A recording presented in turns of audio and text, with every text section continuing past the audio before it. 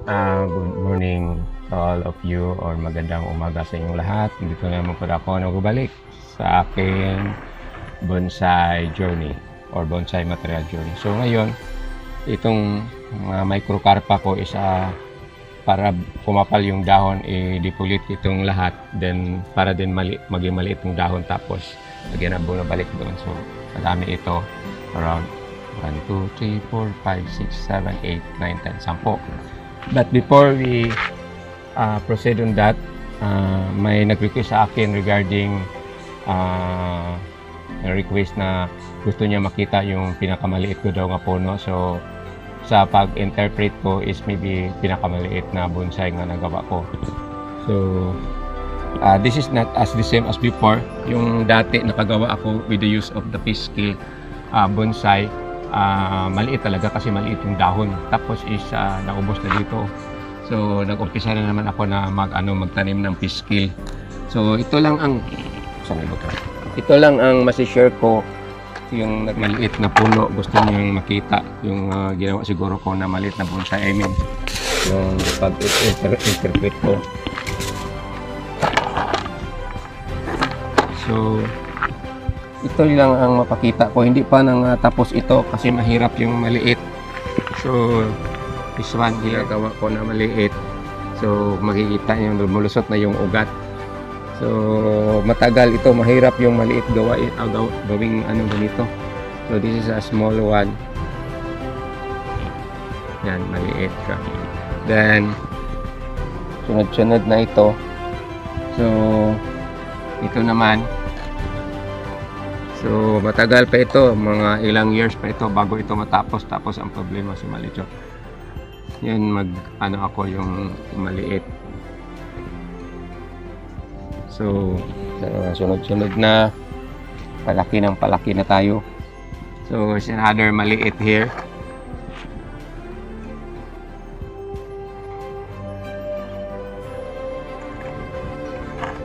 So pangatlo na yon.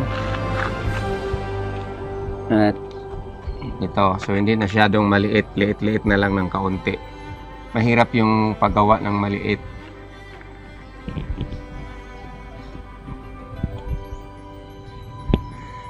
This one,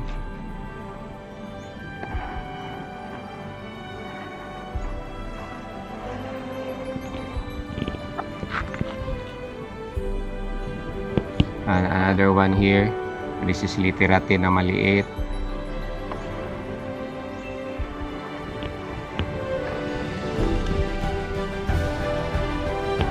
Another maliit.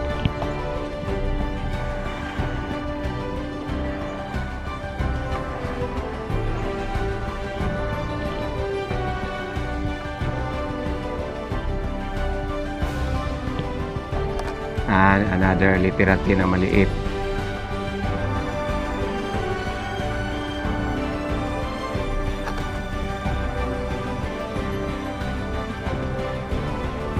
And we have another here na maliit.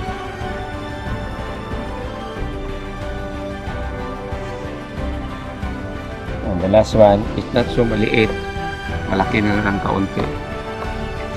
Surot. Ito na maliit na ito.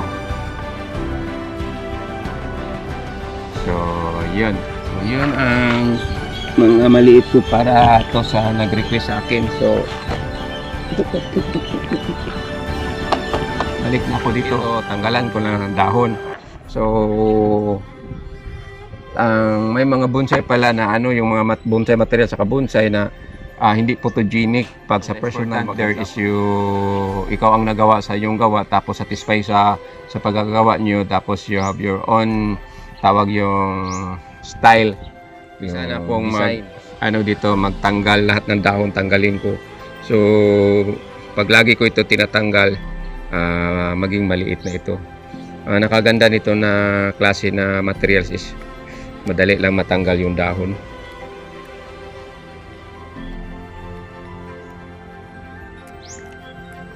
Wala nang kailangan na gunting.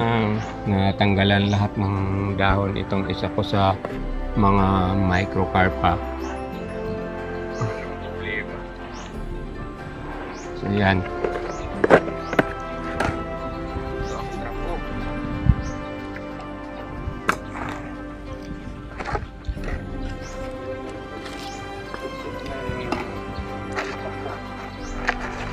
lagyan ng abono. Tapos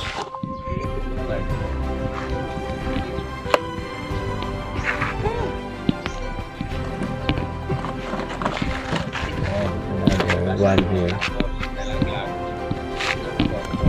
So,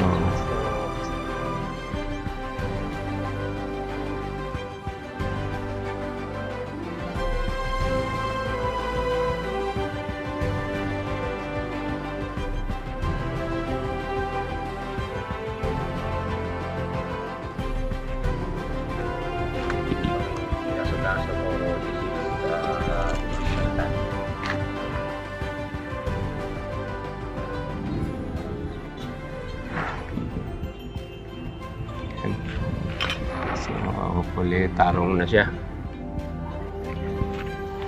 So ang gawin ko nito is the upper side, yun ang todo kong gugupitan para humabol itong trunk sa baba.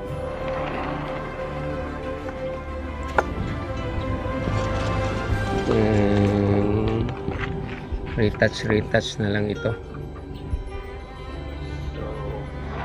May mga natapos ko na natanggalan ng dahon itong ibang sangang suway.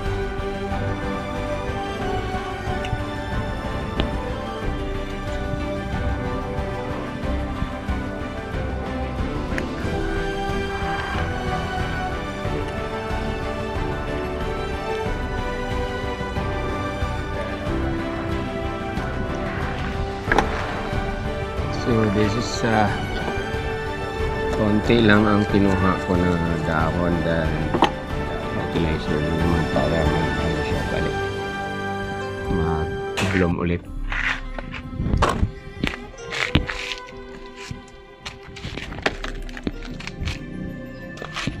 There, another last one here.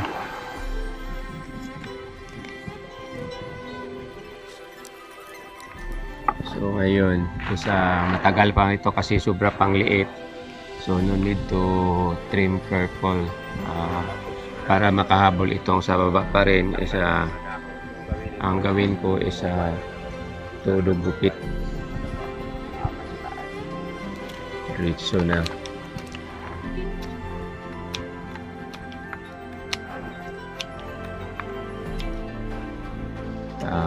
Mag-bloom ito ulit, then dyan ko na i-depulit na ano, dahan-dahanan.